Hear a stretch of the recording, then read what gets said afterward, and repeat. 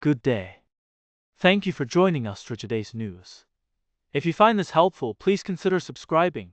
We're here every day with calm, clear updates, just for you. New Zealand's Prime Minister Christopher Luxon has called the U.S. decision to impose a 15% tariff on exports blunt and late. The move has raised concerns among exporters and opposition leaders who argue it puts New Zealand at a disadvantage compared to countries like Australia and Uruguay, which face lower tariffs. While the government remains optimistic about the resilience of New Zealand's export sector, industry leaders warn of potential financial impacts. Trade Minister Todd McClay plans to visit Washington, push to Pak Anber Banjalis Bitalis the government's handling of the situation, claiming the higher tariff is a slap in the face for exporters. With global demand for protein on the rise, the challenge for New Zealand is to maintain its competitive edge in the face of these new trade barriers.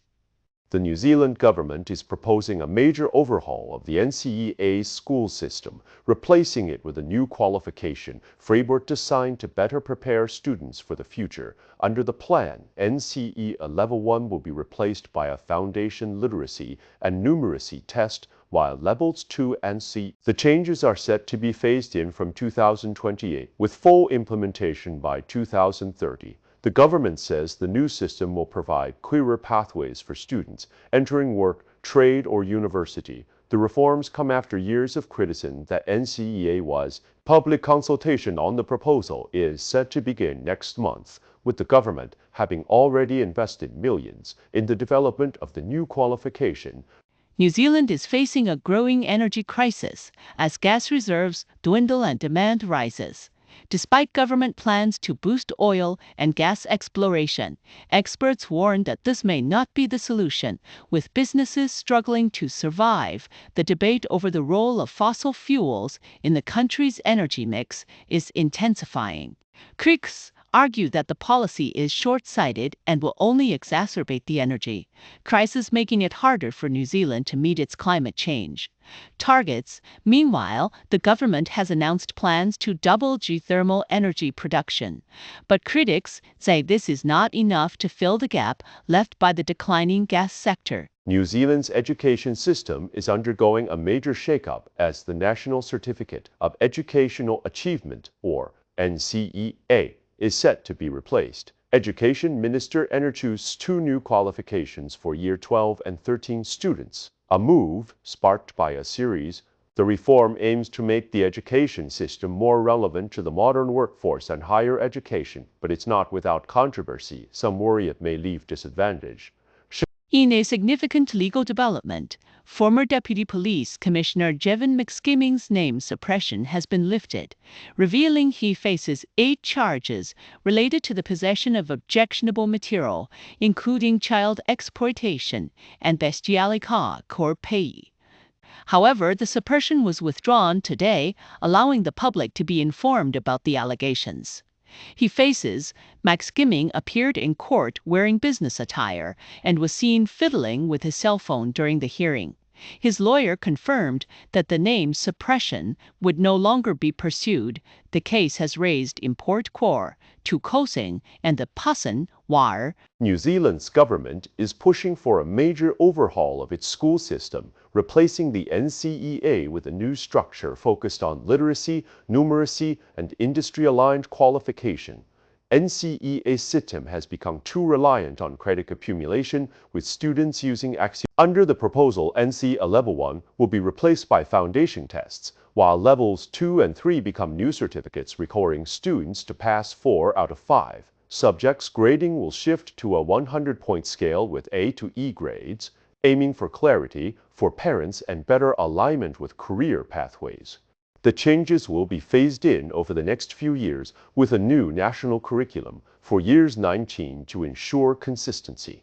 The government spent millions on initial consultations, and the reforms are expected to course. However, the proposal has sparked debate, and the coming months will be critical. New Zealand is set to replace the NCEA system, which has been in place for over 2 decades, with a new qualification system designed to better align education with the modern workforce. The changes will see the abolition of NCEA Level 1 and its replacement with a new Foundational STEX award for Year 11 students. 2 new qualifications. The New Zealand Certificate of Education and the Advanced Certificate will replace NCEA Levels 2 and 3. The government aims to provide clearer pathways into study, training, and employment, with a return to A to E grading and a revised NASH-10. These reforms are part of a 5-year phased transition starting in 2026, and the public has until September to provide feedback on the proposal.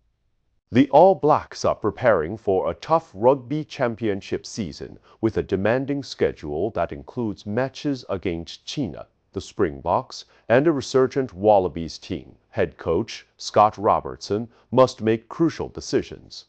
Recent injuries have added complexity. Younger players like Finlay Christie may step up to fill the gaps. The upcoming matches will test the team's depth and resilience. As the competition in the Southern Hemisphere reach new heights, fans are eagerly watching to see how the All Blacks will rise to the challenge. New Zealand's government is set to overhaul the National Certificate of Educational Achievement, or NCEA, a key part of the country's secondary education.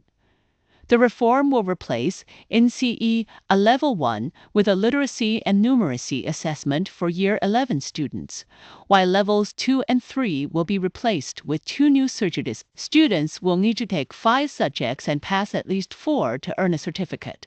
With grading based on a 100-point scale, Education Minister Erico stands for asked 3 question. Public consultation on the plan will begin soon, with the new certificates expected to be applied to Year 12 students in 2029 and Year 13 in 2030. For 10 years, Kio residents have had to boil their water before using it, a situation that has plagued the far north town since 2015. Now, a new twist has emerged. The operator of the water scheme has been trespassed from the treatment plant, complicating efforts to resolve the crisis. The landowner claims the operator hasn't paid rent for 7 years, leading to the trespass notice. The operator, however, says he has proof of rent-free access. Police have been involved in ensuring access to the plant, but the situation raking with the operator to develop a plan for safe drinking water. However, resolving the issue will take time and money.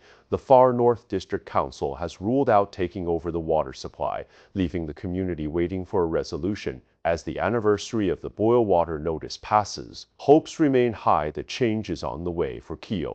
That's all for today's news. We appreciate your time. If you enjoyed this update, please consider subscribing. Your support helps us keep going.